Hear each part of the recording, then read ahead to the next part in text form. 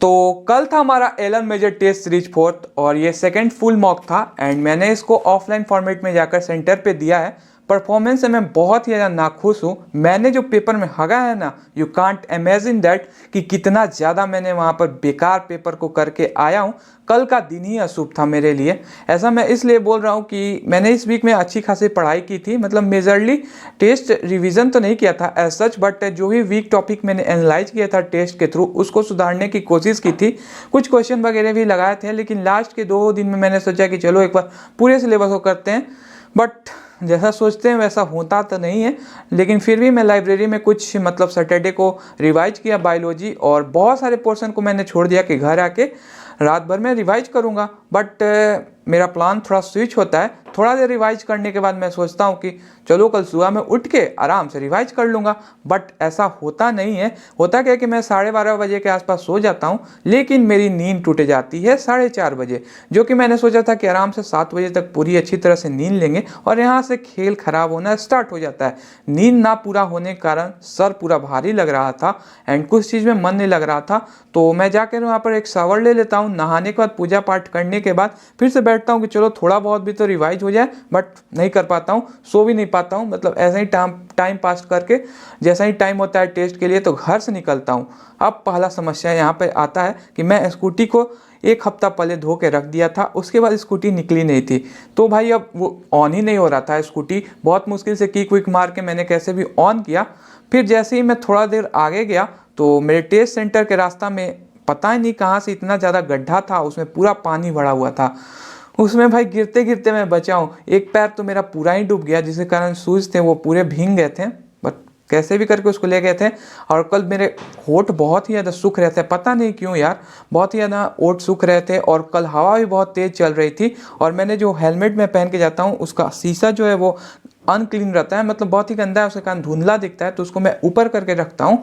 इसी कारण 2-3 बार पता नहीं क्या इंसेक्ट था या कुछ पत्थर थे आँख में आके लड़ गए थे, जिसके कारण एक्सीडेंट होने से भी बचा मेरा। तो इन सारी मुसीबतों को पार करके मैं पहुंचता हूं टेस्ट सेंटर के लिए। तो वहां पर लगभग 5 मिनट पहले मैं जाता हूं, फिर अंदर घुसता हूं।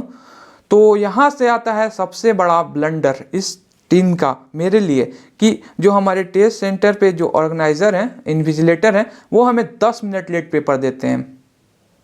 ठीक है, कोई दिक्कत नहीं, 10 मिनट पेपर लेट हुआ तो 10 मिनट बाद में लेना चाहिए, but he collect the paper before the timing, मतलब 10 मिनट से पहले, मतलब 3 बजे के आसपास उन्होंने पेपर को लिया, जिसके कारण मैं फकअप हो चुका है इस पेपर में। क्या ही मैं बताऊं, सारे चीज़ को एनालाइज करेंगे आगे, वीडियो बनाने का एकदम। तो इस टेस्ट में जो सबसे बड़ी मेरी दिक्कत आई वो थी टाइम मैनेजमेंट की। जो 10 मिनट लेट से उन्होंने पेपर दिया, तो मुझे लगा ठीक है यार 10 मिनट बाद से लेंगे, बट उन्होंने पहले ही पेपर को ले लिया। अब एक बच्चे ने तो अपोज भी किया इसके बारे में, बट उन्होंने उल्टा ही जवाब उसको दिया, तो क्या ही कर सकते हैं। तो बात करूं फिजिक्स के लेवल की, तो फिजिक्स में देखो यार क्वेश्चन जो थे काफ़ी इजी मुझे लगे, एकदम फार्मूला बेस्ड थे। 1-2 ऐसे क्वेश्चन थे, 2-3 मतलब ऐसे क्वेश्चन थे जिसमें पहले से प्री डेराइव फार्मूला तुम्हें याद है तो आसानी से बन जाएंगे, अदरवाइज वो तुमसे नहीं बनने वाले थे। लेकिन मैंने पूरे क्वेश्चन को अच्छी तरह से अटैम्प्ट भी नहीं कर पाया, क्योंकि टाइम की कमी हो चुकी थी। पहले मतलब लगभग 1 घंटे तक बहुत ही अच्छी पेस बना के मैंने चला, बायो से स्टार्ट किया मैंने, लेकिन जैसा मैं गया तो वहाँ पर मेरा सर बहुत ही ज़्यादा भारी हो रहा था। क्वेश्चन मैंने जैसे ही बायो को देखा मेरा एकदम माइंड ब्लैंक हो गया, कुछ समझ ही में नहीं आ रहा था। बट थोड़ा पानी वगैरह पीने के बाद मैंने फिर से पीछे से स्टार्ट किया बायोलॉजी सॉल्व करना, तो सॉल्व होना स्टार्ट हो गया और पेस ही बन गया। बट यहाँ पर एक ट्विस्ट है, पेस के कारण इतना ज़्यादा सिली मिस्टेक हुआ है बायो में इस बार कि मैं मुँह दिखाने लायक भी नहीं हूँ। बट क्या करूं, मुंह दिखाना पड़ रहा है, क्योंकि बिना मुंह के क्या ही वीडियो बन सकता है। तो अब बात करूं कि केमिस्ट्री की, तो केमिस्ट्री में भी अच्छे खासे क्वेश्चन थे, फिजिकल से काफ़ी ज़्यादा क्वेश्चन थे, और फिजिक्स में भी काफ़ी कैलकुलेटिव क्वेश्चन थे, लेंदी टाइप के क्वेश्चन थे, जिसमें बहुत ज़्यादा कैलकुलेशन बन रहा था। और इस टेस्ट का परफेक्ट एग्जांपल है कि अगर आपको मतलब बनाना है टेस्ट को डिफ़िकल्ट, तो सिर्फ क्वेश्चन को नहीं, ऑप्शन को भी ऐसा बना के आप टेस्ट को बहुत ही ज़्यादा डिफ़िकल्ट बना सकते हैं, जैसा कि बायो में भी हुआ। और केमिस्ट्री में भी बहुत ही क्लोज ऑप्शन थे, जिसको एलिमिनेट करना बहुत मुश्किल था, तब पूरा कैलकुलेशन ही करना पड़ रहा था, जिस कारण टाइम बहुत ही ज़्यादा लग रहा था। तो फिजिकल केमिस्ट्री के काफ़ी क्वेश्चन थे, इनऑर्गेनिक के भी थे, ऑर्गेनिक के थोड़े कम क्वेश्चन मुझे लगे इस बार। उसके बाद बात करूँ बायो की, भाई one of the toughest paper अभी तक मैंने जितने दिए उसमें से बायो का ये मैं सिलेक्ट करना चाहूँगा, क्योंकि इसमें मोस्ट ऑफ द क्वेश्चन में इनकरेक्ट पूछा था और जो कि बहुत ही ज़्यादा डिफिकल्ट हो जाते हैं इनकरेक्ट क्वेश्चन को सिलेक्ट करना। तो फाइनली मेरे मार्क्स बन रहे हैं बायो में लगभग 270, केमिस्ट्री में 103 एंड फिजिक्स में 95, टोटल 468, जो कि अभी तक की इस टेस्ट मतलब जितना भी इस साल मैंने टेस्ट दिया है सबसे कम मार्क्स यही है। अब क्या ही कर सकते हैं। तो जितने लोगों को सिर्फ मार्क्स जाना था वो यहाँ तक देख के जा सकते हैं। आगे मैं बताने वाला हूँ कि क्या मैंने मिस्टेक किया है, तो if you want to check you can check it there. और मैं फाइनल मार्क जो भी आएंगे रैंक के साथ मैं अपडेट कर दूंगा कम्युनिटी पोस्ट पे। और काफ़ी बहुत सही सही क्वेश्चन मैं डालता हूँ वहाँ पर, जो भी मेरे से नहीं बनते हैं क्वेश्चन और थोड़ा मुझे इंटरेस्टिंग लगते हैं बायो के जनरली, उसको मैं कम्युनिटी पोस्ट पे डालता हूँ पोल के through. You can attempt it there. तो शुरू करते हैं विद फिजिक्स के आरआर। इसमें जितने तरह के मिस्टेक्स हो सकते हैं ना इस पेपर में मैंने कर रखा है। Silly mistake, calculation mistake, memory mistake, जितने तरह के मिस्टेक है मैंने वो कर रखा है। तो पहला जो क्वेश्चन तुम्हें दिख रहा है वो एरर का बहुत ही बेसिक क्वेश्चन है और मैंने भी इसका एरर निकाल लिया था। लगभग 0.075 आ रहा था, बट ऑप्शन में ऐसा कोई ऑप्शन था ही नहीं, तो इसके वजह मैं इसको आगे बढ़ गया, क्योंकि इन्होंने यहाँ पर क्या कर रखा है अप्रॉक्स वैल्यू ले रखा है। 0.075 को 0.08 के वैल्यू को यहाँ पर रिप्लेस कर दिया है, बट मेरे दिमाग में ऐसा कुछ आया नहीं कि अप्रॉक्स भी किया जा सकता है। और लास्ट में मैंने बहुत ही ज़्यादा रैंडम मारे हैं ऑप्शन को, क्योंकि टाइम ही नहीं बचा था और बहुत कम अटेम्प्ट किया था मैंने क्वेश्चन। तो बोला कि कुछ तो भाई दिखाने के लिए रहे क्वेश्चन की मैंने अटेम्प्ट किया है, तो उसी कारण यहाँ पर पता नहीं क्यों मैं फोर्थ ऑप्शन को मार्क कर रखा है क्वेश्चन। देन बात करें हम लोग क्वेश्चन नंबर 23 की। भाई यार यहाँ पर देखो क्या मतलब यहाँ पर मिस्टेक हुई है मेरे। यहाँ पर जो फ्रिक्शन और नॉर्मल दोनों का कॉम्पोनेंट लेके हमारा मैग्नीट्यूड निकालना था उसका, तो मैंने यहाँ पर क्या हुआ कि आलस्य के कारण पूरा कैलकुलेशन किया नहीं। मैंने सोचा कि चलो ये टिका हुआ है रेस्ट पे तो सिर्फ फ्रिक्शन इसको बैलेंस कर रहा होगा, तो 48 मैंने मार्क कर दिया। बट यहाँ पर दोनों का मैग्नीट्यूड निकाल के प्लस करना था, जो है 80 इसका आंसर आ रहा था। और मैं थोड़ा बहुत ट्राई भी किया इसको करने का, लेकिन थोड़ा लेंदी कैलकुलेशन जा रहा था, मतलब इसीलिए मैं इसको छोड़ दिया और आगे बढ़ा। और ऐसे खा के मैं निगेटिव आ चुका हूँ। फिर बात करूँ 27 नंबर क्वेश्चन की, तो ये क्वेश्चन देखो मतलब इस टेस्ट में ऐसा मेरे साथ बहुत बार हुआ है कि दिल ने कुछ कहा और दिमाग में कुछ कहा, लेकिन मैंने हर बार दिल का सुना है और हर बार धोखा खा के आया है। मतलब ये क्वेश्चन तुम देख सकते हो, इसमें जो बी ऑप्शन है ना, मुझे ये लगा कि ये गलत हो सकता है, क्योंकि सेंटर पे भाई 0 होता है ग्रेविटेशनल फील्ड, तो जैसे जैसे दूर जाएंगे तो वो जो है इंक्रीज करेगा। यहाँ पर तो डिक्रीज की बातें कर रही हैं, तो ये ऑप्शन गलत होने वाला था। बट मैंने सोचा कि मैंने कहीं पढ़ा है इसको। और मैं फिर बात करूँ 34 नंबर क्वेश्चन की, तो one of the easiest question of vernier, ये जो भी वेनियर कैपिलर और स्क्रू गेज के काफ़ी इजी क्वेश्चन थे, बट टाइम नहीं था, इसके कारण मैंने अटैम्प्ट नहीं किया। मतलब अटैम्प्ट किया at the last random marking में, ये भी निगेटिव खा के आया है। 35 नंबर क्वेश्चन कैलकुलेशन मिस्टेक, काफ़ी इजी क्वेश्चन, बट अपना तो एक दो कैलकुलेशन मिस्टेक तो रखा ही है, तो उसी में से एक था यहाँ पर। 37 नंबर कैलकुलेशन मिस्टेक, अगेन कितना इजी क्वेश्चन है भाई, कितना इजी है, मतलब क्या ही बताऊं यार। इस क्वेश्चन को मैंने गलत करके आया है। 38 number back to back calculation mistake हुए हैं यहाँ पर। लास्ट टेस्ट में भी मैंने बताया था आरएमएस वैल्यू में मेरे साथ कुछ तो दिक्कत है, ऑप्शन पहले नहीं आ रहा था, इसको भी रैंडम मार्क किया है मैंने, यहाँ पर मैंने निगेटिव खा के आया है। अब बात करते हैं केमिस्ट्री में, तो केमिस्ट्री का जो फर्स्ट क्वेश्चन है इसी में मैंने ओवर दिमाग लगा दिया। मैंने कहीं कहीं पढ़ा था कि एनर्जी सिर्फ एन पे पहले डिपेंड करता है, उसके बाद एन में कुछ डिफरेंस आया तो एन प्लस एन लगाया जा सकता है। ऐसा गलती हुआ है क्या ही बताऊँ। तो ये जो क्वेश्चन देख रहे हो इजी क्वेश्चन था, मतलब थोड़ा कैलकुलेटिव था, लेकिन मैंने निकाल लिया था जैसा भी करके। और यहाँ पर मुझे वेपर प्रेफर की जगह यहाँ पर मॉलिक्यूलर फार्मूला दिखा और उसके कारण मैंने 2 मल्टीप्लाई नहीं किया, जिसके कारण यहाँ पर निगेटिव खा के आ चुका हूँ। सी मैंने ऑप्शन को मार्क कर दिया इसी कारण। 52 नंबर क्वेश्चन में मुझे लगा कि पोटेंशियल डिफरेंस का एनर्जी का डिफरेंस सिर्फ पूछ रहा है, तो मैंने डायरेक्ट डिफरेंस निकाल दिया यहाँ पर, लेकिन पूछ रहा था ईए का डिफरेंस। पहले पोटेंशियल एनर्जी ऊपर लिखा, तो मुझे ध्यान से मैंने नहीं पढ़ा। बहुत क्वेश्चन में ऐसे मिस्टेक हुए, क्योंकि मेरे भाई सर बहुत ही ज़्यादा भारी था उस दिन और बिल्कुल ही पढ़ने में मन नहीं लग रहा था क्वेश्चन को करने में।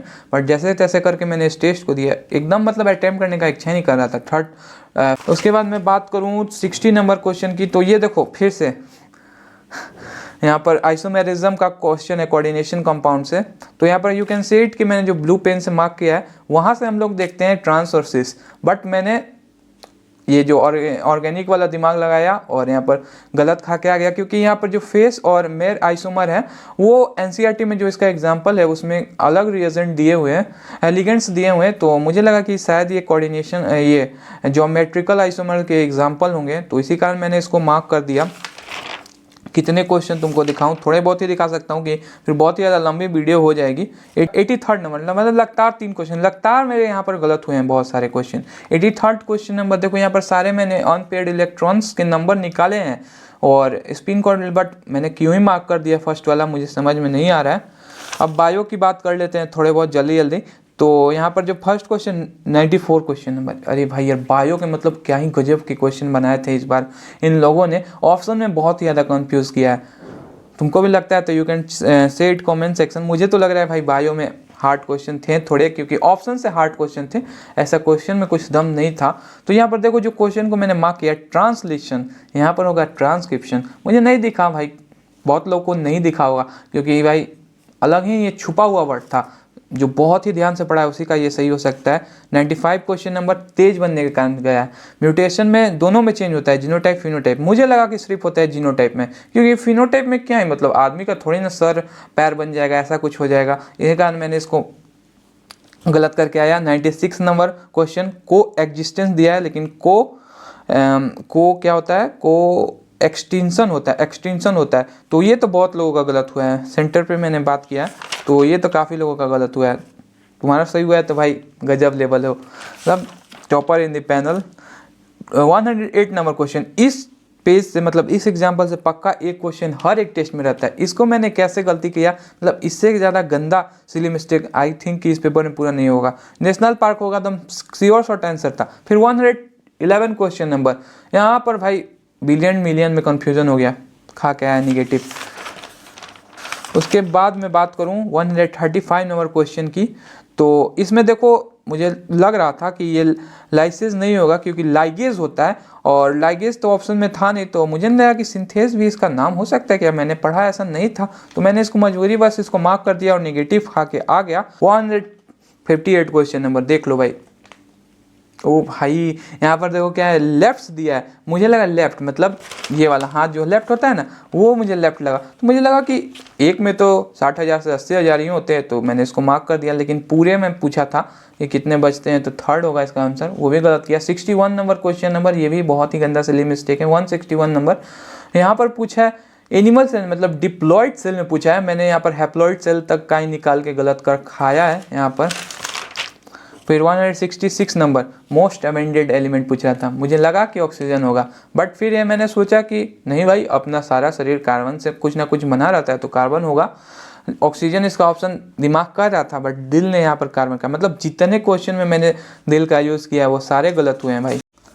तो कुछ इस प्रकार रहा मेरा टेस्ट, बहुत ही ख़राब गया, मतलब इस पूरे अभी तक मतलब इस साल में जितने मेरे टेस्ट दिए उसमें सबसे ख़राब नंबर इसी में आया, सबसे लोएस्ट मार्क्स इसी में रहा है। बट इसको इम्प्रूव करने का कोशिश करेंगे, क्योंकि अभी समय का ही समय ख़राब चल रहा है और शर्म को ही मेरे से अभी शर्म आ रही है, हर बार यही कर रहा हूँ, बट इस बार तो भाई 70 नंबर पीछे चला गया लास्ट टेस्ट से। तो फाइनल स्कोर वगैरह तो तुम लोगों ने देख लिया, क्या क्या तुमने मिस्टेक किया, और चाहो तो कमेंट सेक्शन में डाल सकते हो, मार्क्स बताना चाहो तो it's totally depend in you कि बता सकते हो, और जितना गाली वगैरह देना है भाई दे सकते हो कमेंट में, मैंने वो काम किया है।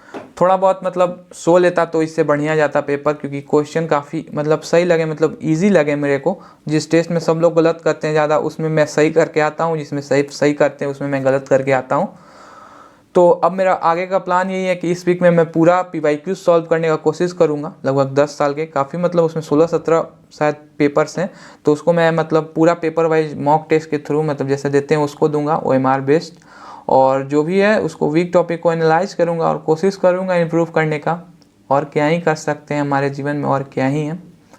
ठीक है, तो इस वीडियो के लिए इतना ही रखते हैं, मिलते हैं अगले वीडियो में अगले टेस्ट रिव्यू के लिए। हाँ, आज मैं देने वाला हूँ नीट प्रेप का एक टेस्ट फुल मॉक, तो उसका मैं बना दूँ यहाँ पर रिव्यू टेस्ट का, तो यू कैन चेक इट।